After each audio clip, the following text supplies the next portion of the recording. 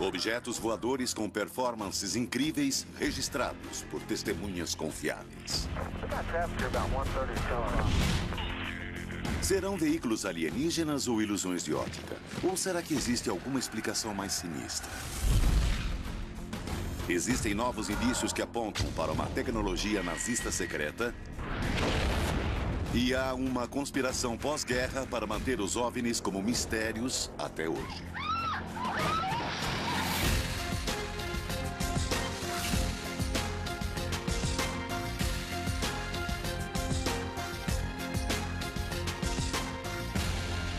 OVNI nazista.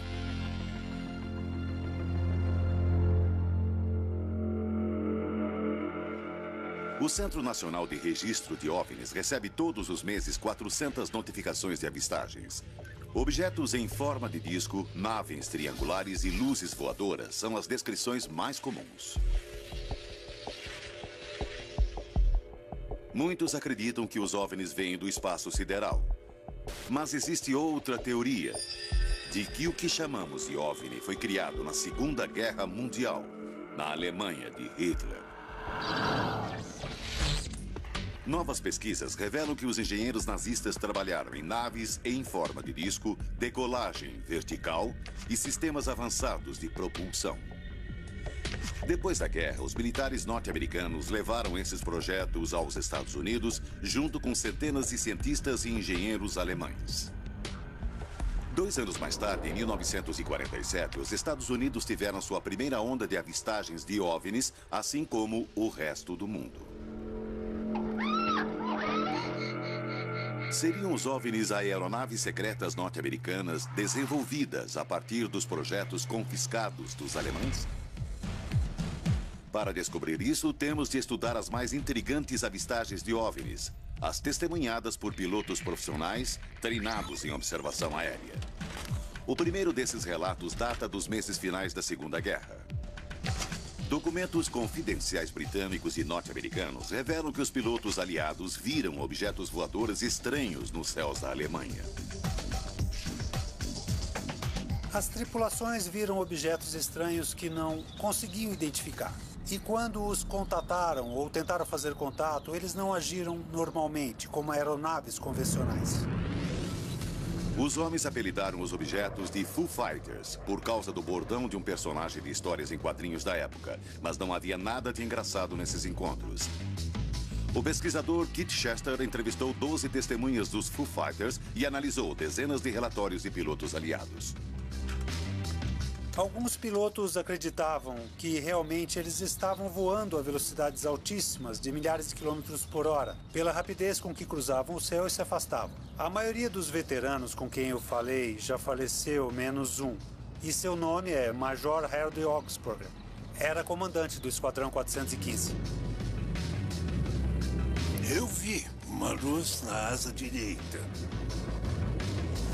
Não dava para saber a que distância estava. Mas me seguia. Para onde eu virava, ela virava. O operador de radar procurou e disse que até podia ver uma luz, mas não tinha nenhum avião no sistema de radar. Então, fizemos a volta para ver o que era aquilo. E quando chegamos perto dela, de repente aquilo explodiu e sumiu. Como se fosse um foguete.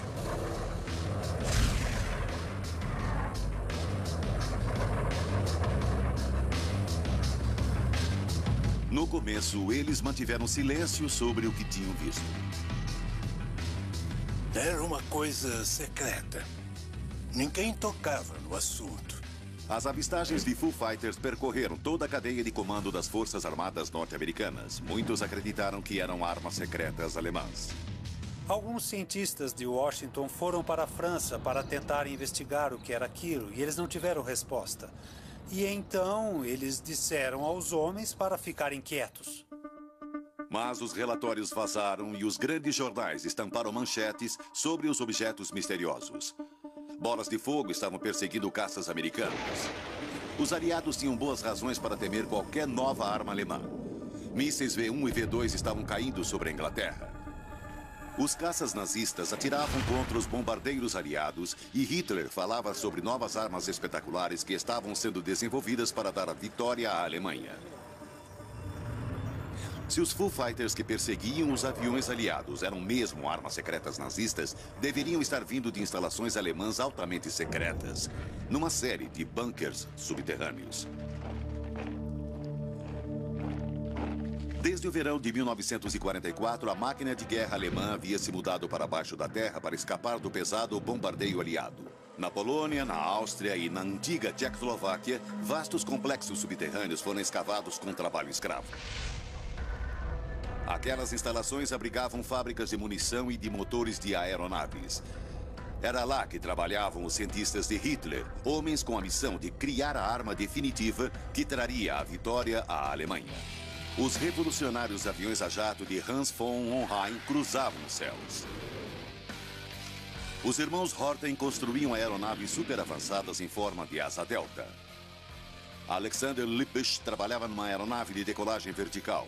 Em Peenemünde, o lendário engenheiro de foguetes Werner von Braun construiu os primeiros mísseis balísticos.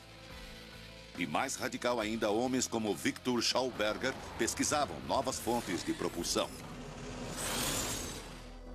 É um belo exercício tentar imaginar o que aqueles caras estavam pensando, porque era tudo tão novo e permitiu a eles entrarem em áreas muito além dos paradigmas ocidentais, além do que dizia a ciência ocidental. Isto é que é a ciência. E os nazistas disseram, não, isto é que é a ciência. Essa operação imensa estava sob o comando do general da SS, Dr. Hans Kammler. Engenheiro de profissão, Kammler redesenhou os fornos de Auschwitz para maior eficiência. Em 1943, ele liderou a destruição do gueto de Varsóvia. E em 1944 passou a comandar o programa nazista de armas secretas. Trabalhando no complexo de Skoda em Pilsen, na antiga Tchecoslováquia, Kammler e um grupo seleto criaram, testaram e aprovaram projetos de armas avançadas. Algumas eram tão radicais que poucas pessoas conheciam todos os detalhes. Channel. Os alemães trabalharam em vários, eu diria, sistemas de armas aéreas não convencionais para construir alguns objetos mais ou menos circulares,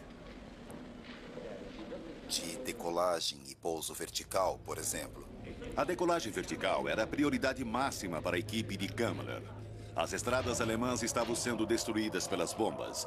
Eles precisavam de uma aeronave que não dependesse de uma pista de 250 metros. Um dos projetos era promissor. Die Glock, o sino. Igor Witkowski é um historiador aeroespacial polonês. Ele pesquisa o sino há mais de 20 anos. E suas pesquisas mostraram que o artefato foi testado numa instalação subterrânea chamada Mina Wenceslas. A aparência externa do artefato era devido a uma cobertura de cerâmica na forma de sino. Dentro dele havia um centro, um eixo, em volta do qual havia 2 cilindros, que circulavam o eixo em direções opostas. Depois de conectar uma corrente de alta voltagem, os 2 cilindros começavam a girar em direções opostas. Witkowski acredita que os alemães estavam tentando criar um vórtice acionado à eletricidade. Como um tornado, a sucção deveria levantar os objetos verticalmente. E tudo sugere, os cálculos matemáticos, por exemplo, que aquele pode ter sido um meio eficaz de lidar com a gravidade. Será que os nazistas estavam no limiar de uma nova era da propulsão? Em abril de 1945, os aliados tinham derrotado as forças de Hitler e havia chegado a hora dos cientistas e engenheiros saírem da Alemanha. A questão era, para onde iriam e o que aconteceria com seus projetos? Será que o OVNI, que caiu 20 anos depois na Pensilvânia, tem essa resposta? Há muitos registros de OVNIs no nosso espaço aéreo. Ele sobrevoou a vila e saiu do nosso campo de visão. Serão os OVNIs veículos extraterrestres ou existe alguma explicação mais terrena para eles? Documentos revelam que durante a Segunda Guerra, os nazistas trabalharam em projetos bem radicais de aviões e na decolagem vertical. Um dos projetos, o Sino, se mostrava promissor. No fim da guerra, ele desapareceu. 20 anos depois, uma coisa estranha aconteceu na Pensilvânia. 9 de dezembro de 1965, 4h30 da tarde. Testemunhas oculares falam de um OVNI que caiu numa região de mata nos arredores de Kecksburg, na Pensilvânia.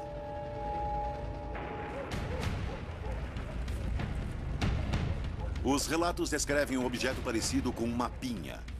Uma testemunha disse que o objeto parecia um sino. Stan Gordon é um estudioso especialista no incidente de Kecksburg. Tinha entre 3 e 3,5 metros de comprimento, entre 2 e 3 metros de diâmetro. Mas era uma peça sólida de metal. Um metal estranho, de cor dourada ou cor de bronze. E o objeto tinha outra característica única. Na base que uma das testemunhas chamou de para-choque, da área que ia tomando a forma de pinha, existiam marcas. Marcas muito estranhas por toda a superfície. No local da queda, os residentes de Kecksburg logo perceberam que sua presença não era bem-vinda. Eles não estavam lá há muito tempo. Quando 2 homens vestindo capas apareceram na mata muito sérios e disseram, caiam fora daqui, esta área está em quarentena, e falaram que atrás desses homens havia soldados chegando, havia militares. Testemunhas oculares relataram que depois viram o objeto num veículo militar saindo da cidade. Para onde ele foi levado? Stan Gordon acha que ele foi para a base da Força Aérea Wright-Patterson, mais de 400 quilômetros a oeste, em Ohio. Segundo Gordon, apenas 2 dias depois do incidente em Kecksburg, a base fez um pedido estranho de tijolos de cerâmica para uma olaria próxima. Eles encomendaram um grande suprimento, 6.500 unidades, de um tipo especial de tijolo. Eram tijolos estruturais, duplamente queimados. E a nota deveria ser enviada à base de Força Aérea Wright-Patterson. Myron, o motorista do caminhão de entrega, deu uma entrevista depois, onde disse ter visto um objeto com formato de sino num hangar. Quando entrei na base, vi um tipo de sino lá e estavam trabalhando nele. Iam usar tijolos para emparedar aquilo. Iam enterrar o sino. Mas por que tijolos cerâmicos? A cerâmica é usada para isolamento elétrico e térmico. Estaria a Força Aérea tentando de alguma forma blindar o objeto? Será que a semelhança do objeto com o sino nazista é mera coincidência? E será que os tijolos cerâmicos podem servir de elo entre os dois objetos? A nave de Kecksburg foi encapsulada com tijolos cerâmicos. Segundo o jornalista aeroespacial polonês Igor Witkowski, o sino nazista também era revestido com uma camada de cerâmica. Witkowski acredita que o sino foi testado aqui, numa misteriosa estrutura na Polônia chamada de range. O range fica em um terreno alagado. E esse terreno foi coberto com ladrilhos cerâmicos. O sino nazista tinha outro sinal característico: as marcas. Os nazistas tinham uma ciência religiosa bizarra que incluía o ocultismo. E eles usavam símbolos misteriosos. E o sino, supostamente, foi coberto com esses símbolos de ocultismo. E cobrindo toda a área do sino, havia marcas estranhas. A evidência é forte, mas circunstancial. Tanto o sino como a nave de Kecksburg precisavam de cerâmica. Fisicamente, eles são semelhantes. E ambos traziam símbolos estranhos. A pergunta é, se o objeto de Kecksburg era o sino nazista, como foi parar nos Estados Unidos 20 anos depois? Para responder essa pergunta, é necessário voltar à Alemanha no final da Segunda Guerra Mundial. Em abril de 1945, Hitler ordenou a execução de 62 cientistas que trabalhavam no projeto do sino. Os prisioneiros nos campos de concentração que haviam trabalhado nas escavações dos bunkers também foram executados. Essas execuções em massa foram supervisionadas pelo general da SS responsável pelos projetos de armas secretas do Reich, Dr. Hans Kammler. As entradas dos túneis foram explodidas e todos os prisioneiros dos campos de concentração que sabiam de alguma coisa, de qualquer coisa sobre a produção e seu propósito, ficaram fechados lá dentro. E então o mistério desse empreendimento foi soterrado efetivamente. Hitler confiou a Kammler a tarefa de apagar qualquer traço dos projetos secretos nazistas. Mas o que o Führer não sabia é que Kammler ia mudar de lado.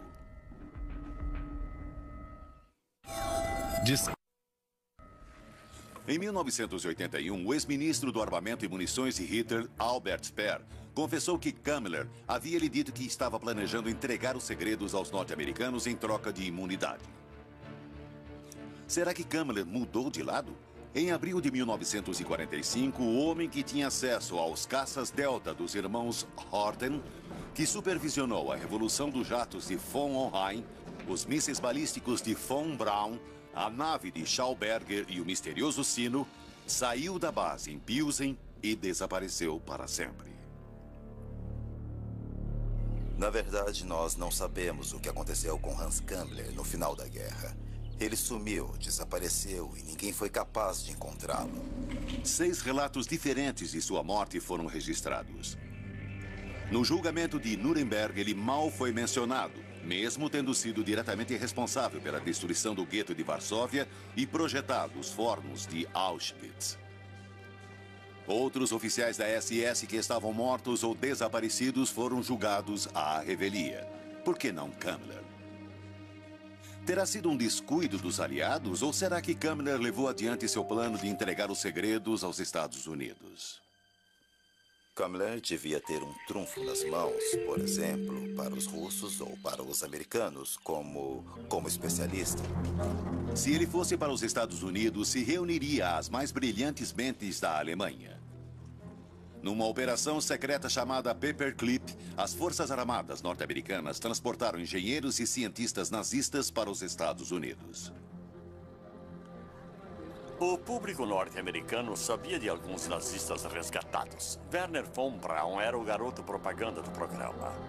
A maioria das pessoas que ouviu falar do projeto e do transporte de cientistas nazistas para os Estados Unidos pensava que eram apenas algumas centenas.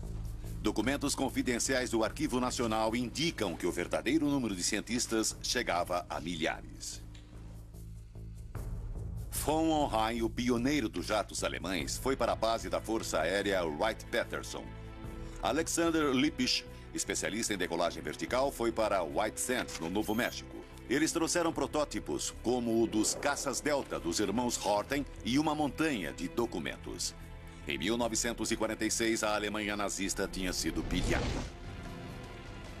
Um ano depois, com todos os cientistas nazistas nos Estados Unidos, a primeira onda de avistagens de OVNIs começou. Bom, você não acha que Isso parece exatamente o que descrevemos, Jack. Foi isso mesmo que vimos. Isso Será coincidência? Ou uma investigação mais cuidadosa da mais famosa avistagem de OVNIs em Roswell, Novo México, poderá revelar um novo e mais obscuro segredo. Junho de 1947. Kenneth Arnold, um piloto de 42 anos, faz o primeiro relato documentado de uma avistagem de OVNI nos Estados Unidos. Sobrevoando o estado de Washington, ele viu uma formação de aeronaves em forma decrescente com um padrão de voo muito peculiar. O Dr. Bruce Maccabee é um físico especializado em óptica que investigou o caso Arnold. Não tinham asas, não dava para ver as asas, motores, estabilizadores verticais, nada do que é normal. Mas ele presumiu que era um novo tipo de aeronave. A descrição de Arnold dos movimentos das naves gerou pela primeira vez a expressão disco voador. 2 semanas depois, os Estados Unidos passaram pelo incidente com OVNIs mais famoso de todos os tempos. Julho de 1947. Um objeto cai perto da base aérea de Roswell, no Novo México. Depois de investigar o local da queda, a Força Aérea divulgou um comunicado à imprensa. A base aérea de Roswell enviou um comunicado à imprensa falando sobre um disco voador que havia caído no deserto. Poucas horas depois do primeiro comunicado à imprensa, a Força Aérea emitiu outro, dizendo que o objeto em questão era um balão meteorológico. Um erro inocente ou desinformação deliberada? Desde o começo, existia alguma coisa que eles não queriam que o público soubesse. Se eles não estavam escondendo uma nave extraterrestre em Roswell, o que era aquilo, afinal? Será que mais investigações darão alguma pista que leve à tecnologia nazista? Para mim, o elo mais consistente entre o evento de Roswell e os nazistas é exatamente o formato da aeronave. A aeronave era parecida com um caça Delta. E todos sabem que os nazistas estavam trabalhando em caças Delta. A queda de Roswell aconteceu a pouca distância de voo de White Sands, a base da Força Aérea para onde foram levados os caças Delta dos irmãos Horten. Roswell aconteceu 2 semanas depois de Kenneth Arnold ter registrado a primeira avistagem documentada de um OVNI. Seria isso que a Força Aérea tentava encobrir? O protótipo de um caça-delta feito pelos norte-americanos com base na tecnologia nazista? Depois de Roswell, as avistagens de OVNIs começaram a aumentar, chegando ao clímax na década de 50. Discos voadores são vistos em toda parte. Muitos desses discos fantásticos voam pelo ar. Você já viu algum? Havia dezenas de milhares de avistagens. E está bem documentado agora que existia algum tipo de guerra aérea sobre a América em 1952. O público se convenceu de que a invasão extraterrestre havia começado. Até o presidente Truman entrou em cena. Existem coisas assim acontecendo. Discos voadores, sabe? No fim dos anos 50, a cultura popular reforçou a mensagem. OVNI significava extraterrestre. Discos voadores vinham do espaço sideral. Em 1952, a Força Aérea Norte-Americana criou o projeto Blue Book. Com uma força-tarefa instalada na base aérea Wright-Patterson, o projeto Blue Book coletava e avaliava relatórios de avistagens. Uma análise desses testemunhos oculares mostra que Roswell não foi o único incidente com OVNI perto das bases ultra-secretas norte-americanas. Ocorreu um grande número de avistagens perto dos hotspots. Hotspots são as mais secretas e bem guardadas bases militares. Na maioria, as bases para onde os cientistas alemães foram levados na Operação Paperclip. A base aérea de Wright-Patterson era um desses hotspots. Os primeiros relatórios diziam que os destroços do acidente de Roswell haviam sido levados para lá. O quartel-general do projeto Blue Book também era lá. Em 1965, o objeto de Kecksburg foi visto dentro de um dos hangares. E era lá que ficavam os mais brilhantes cientistas nazistas. O Dr. Paul Xies é um engenheiro aeronáutico aposentado. Ele trabalhou com cientistas alemães do projeto Paperclip em Wright-Patterson no fim dos anos 50. Eu trabalhei com 7 deles. Havia provavelmente uns 40 em Wright-Patterson. No começo eram alemães leais que queriam que a Alemanha vencesse, eu não vejo nada de errado nisso, e se tornaram norte-americanos leais quando vieram para cá. Leais o bastante para se calarem sobre os programas secretos de armas? O que os cientistas do projeto Paperclip sabiam sobre teorias inovadoras da gravidade e discos voadores? O chefe de Paul Xies, Dr. Wilhelm Knackstedt, sabia alguma coisa. O doutor dizia: há umas pessoas que têm algumas ideias doidas sobre levitar coisas, mas ele não estava muito interessado nisso. Mas os militares norte-americanos estavam. No fim dos anos 50, tiveram início testes secretos em Wright-Patterson com uma aeronave em forma de disco ou lenticular. Eles devem ter achado alguma coisa na Alemanha com formato lenticular e aí tentaram reproduzir. O primeiro disco voador conhecido feito pela Força Aérea Norte-Americana estava prestes a decolar.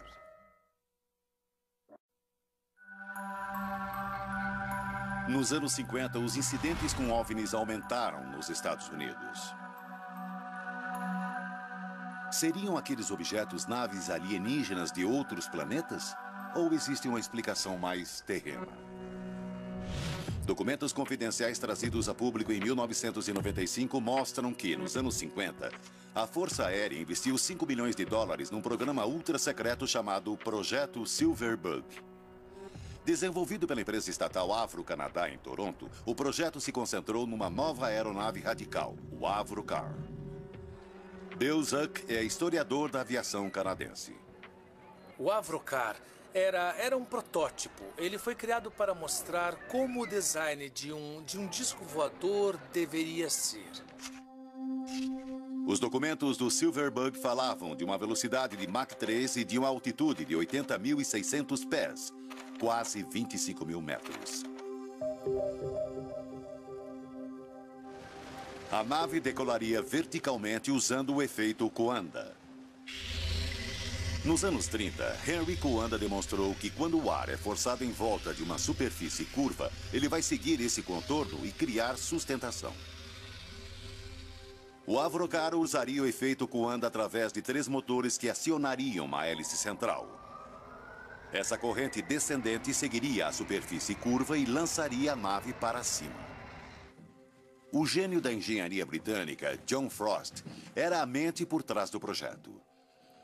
Frost admitia abertamente que havia se inspirado em pesquisas sobre a Alemanha da Segunda Guerra. Em 1953, ele se reuniu com um engenheiro alemão que afirmava que haviam sido feitos testes de discos voadores numa instalação nos arredores de Praga na Segunda Guerra Mundial. Essa confirmação de testes com discos não é o único elo entre o Avrocar e a Alemanha nazista. Um dos consultores do projeto era Alexander Lippisch, um engenheiro do projeto Paperclip. Durante a Segunda Guerra, ele havia trabalhado na decolagem vertical com outros cientistas nazistas.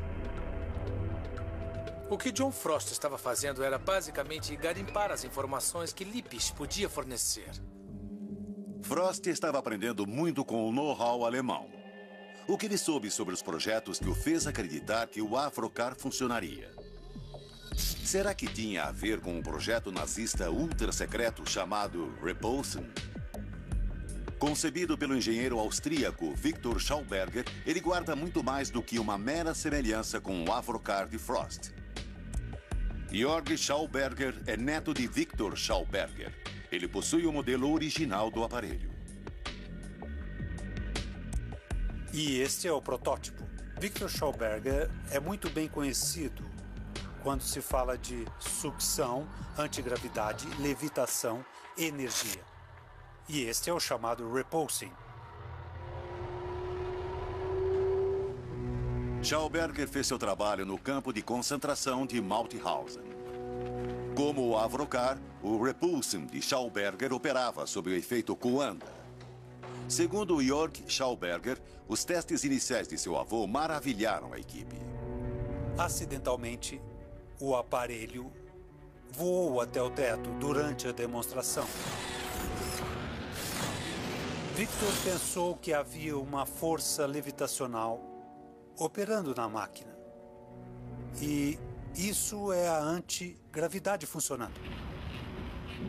Mas em 1944, quando o Schauberger e sua equipe estavam fazendo progressos, a SS ordenou que ele fosse para o leste. Ele escreveu que teria de ir para uma instalação secreta em algum lugar na Polônia. E aí não tivemos mais notícias dele por muitas e muitas semanas. Polônia, onde nasceu o Sino, outro projeto nazista ligado a Vortex e antigravidade. Será que Schauberger foi mandado para reforçar a outra equipe? No fim da guerra, os projetos e protótipos dele foram confiscados pelos aliados. Depois da guerra, Victor disse que os Estados Unidos tinham roubado coisas dele que eram muito importantes para o seu trabalho. Todos os protótipos operacionais do Repulsion desapareceram. Alguns anos depois, quando os primeiros relatos de discos voadores começaram nos Estados Unidos, Victor Schauberger ficou espantado. E ele disse aos jornalistas ou às pessoas que queriam ouvir. Fui eu que construí o primeiro disco voador. Nesse caso, eu devo ser o pai dos OVNIs. Será que os projetos confiscados de Schauberger ajudaram os Estados Unidos a construir discos voadores? Neste caso, eles não ajudaram John Frost. Não há nada de espantoso nos resultados do projeto Silverbug. Nos testes, o Avrocar provou que podia decolar verticalmente, mas sua performance ficou limitada devido a problemas de potência. Para conseguirem tirá-lo do chão, era preciso usar quase a potência total. E mesmo assim, ele só conseguia se elevar cerca de 1 metro no ar. E naquela altitude, ele só conseguia alcançar a velocidade de um carro comum. Chegava a uns 60 km por hora. Frost provou que a teoria aerodinâmica do disco funcionava. Mas faltou mais tempo e dinheiro para achar a energia de que a nave precisava. Em 1961, a Força Aérea cancelou o projeto Silverbug e todos os direitos sobre o Avrocar ficaram com o Departamento de Defesa. Parecia o fim da linha para os criadores de discos voadores. Mas será que foi? 4 anos depois, em 1965, um objeto com forma de sino caiu em Kecksburg, Pensilvânia. Os militares e o governo norte-americanos foram acionados imediatamente. Testemunhas oculares relataram que a nave foi levada para a base da Força Aérea Wright-Patterson, o mesmo local onde o Avrocar tinha sido testado 4 anos antes. Seria o objeto de Kecksburg parte de um projeto norte-americano secreto para continuar a desenvolver discos voadores? Será que ele caiu porque, como o Avrocar, não tinha potência suficiente e era instável? Se os militares norte-americanos estavam fazendo testes com discos voadores operacionais, teriam de manter isso em segredo. As pessoas teriam de ser silenciadas. Impossível? Mas isso já havia sido feito antes com os Black Projects, ou projetos secretos, num lugar chamado Área 51. A investigação sobre as pesquisas nazistas de OVNIs traz mais perguntas que respostas. Os documentos do projeto secreto Silverbug, que vieram a público em 1995, mostram que a Força Aérea Norte-Americana investiu no desenvolvimento de discos voadores capazes de chegar a grandes altitudes com velocidade supersônica. O projeto foi influenciado pelos projetos alemães da Segunda Guerra e pelos engenheiros aeronáuticos alemães. Mas o Avrocar, a versão que veio a público, não alcançou suas especificações originais. Em 1961, o projeto foi cancelado. 5 anos depois, um OVNI caiu em Kecksburg, na Pensilvânia.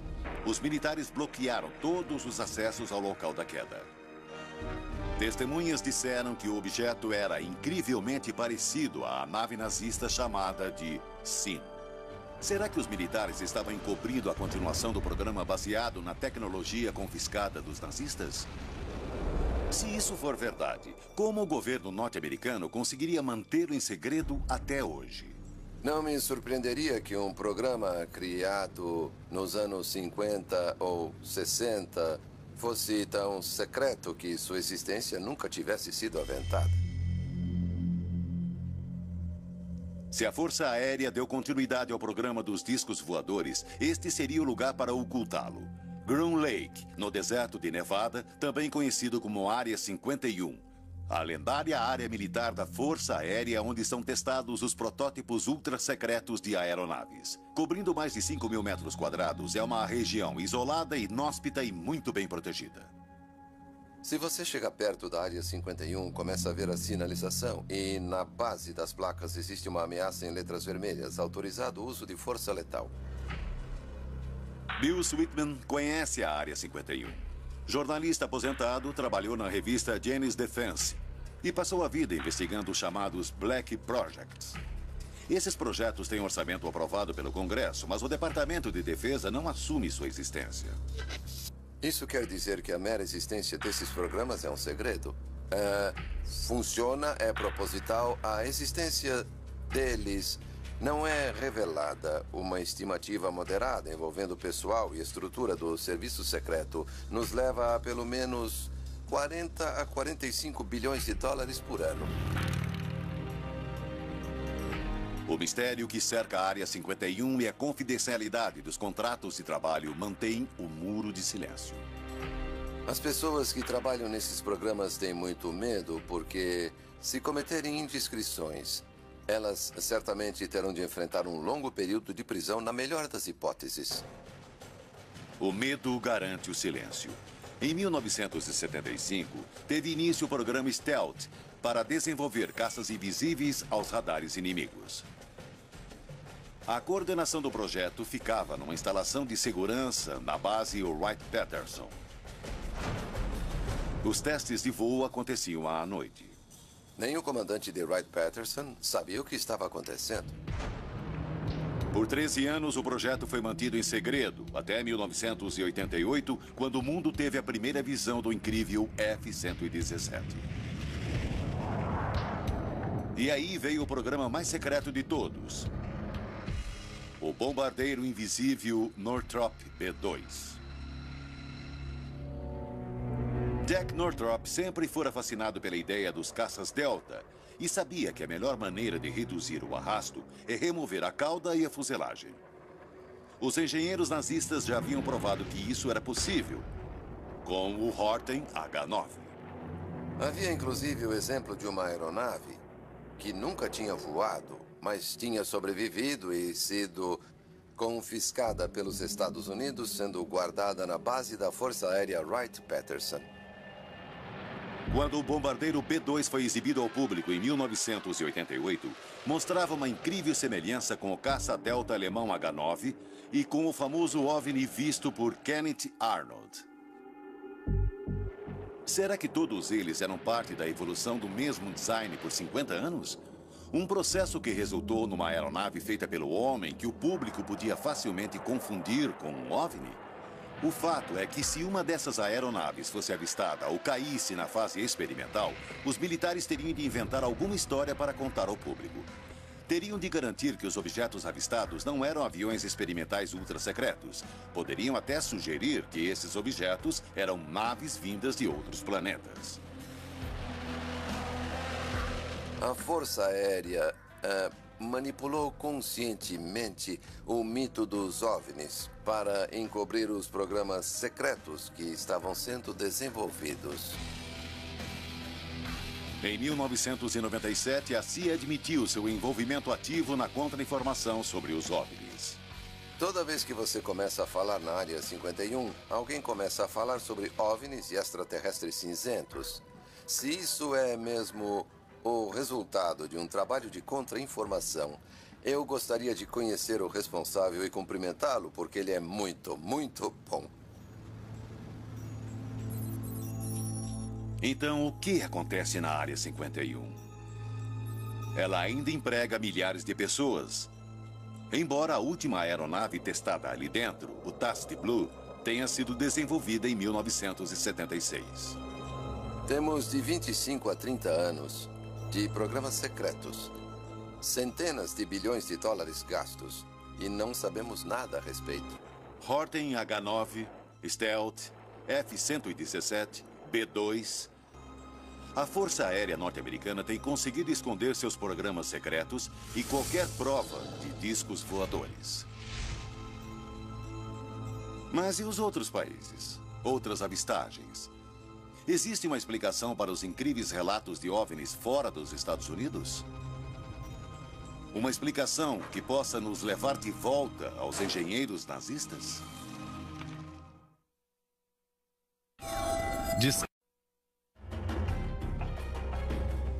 De todas as teorias conspiratórias sobre os OVNIs nazistas, a mais controversa é a ideia de que alguns nazistas conseguiram fugir levando protótipos de discos. E há indícios claros de que um certo número de oficiais da elite da SS escaparam dos aliados e desapareceram. No extremo sul da América Latina, particularmente Argentina, Uruguai e Paraguai, existe até hoje uma grande presença alemã. Um homem que nunca mais apareceu foi o general Hans Kammler, o responsável pelo programa alemão de armas secretas. Se alguém sabia a verdade sobre a tecnologia dos discos, era ele. Em 17 de abril de 1945, Kammler mandou seu último telegrama. Nele, recusava um pedido do chefe da SS, Heinrich Himmler, de enviar um caminhão Junkers. Por que Himmler pediria um caminhão? E por que Kammler não atendeu seu chefe? Alguns acreditam que caminhão era o apelido do Junkers Ju-390, um avião de 6 motores capaz de voar 6.000 milhas, quase 10.000 quilômetros, sem parar. Só 2 foram construídos, e Kammler tinha um. Depois da guerra, esse avião nunca foi encontrado. Será que Kammler usou o próprio avião para escapar? Se fez isso, para onde foi e o que levou consigo? Em 1945, uma súbita explosão de avistagens de OVNIs aconteceu na América do Sul. Será que os engenheiros nazistas criaram uma nova base? Houve milhares de avistagens nos anos consecutivos à guerra, muitas mais do que na América do Norte. O que indica a possibilidade dos nazistas terem voado para a América do Sul e continuado a operar seus aviões a partir dessas novas bases. O presidente da Argentina, Juan Perón, concedeu 1.000 passaportes para cientistas e engenheiros nazistas. Os criminosos de guerra Klaus Barbie e Adolf Eichmann foram localizados na América do Sul. Heinmar Horten, pioneiro dos caças Delta, mudou-se para a Argentina em 1948.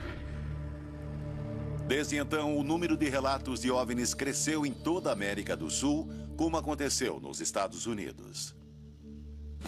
A conspiração dos OVNIs nazistas é uma teoria complexa e baseada em provas circunstanciais. Em 1944, pilotos aliados veem OVNIs sobre a Alemanha. Em instalações subterrâneas, os nazistas estão construindo aeronaves e sistemas de propulsão ultra-secretos. A guerra termina e o general responsável pelos programas desaparece sem deixar rastros.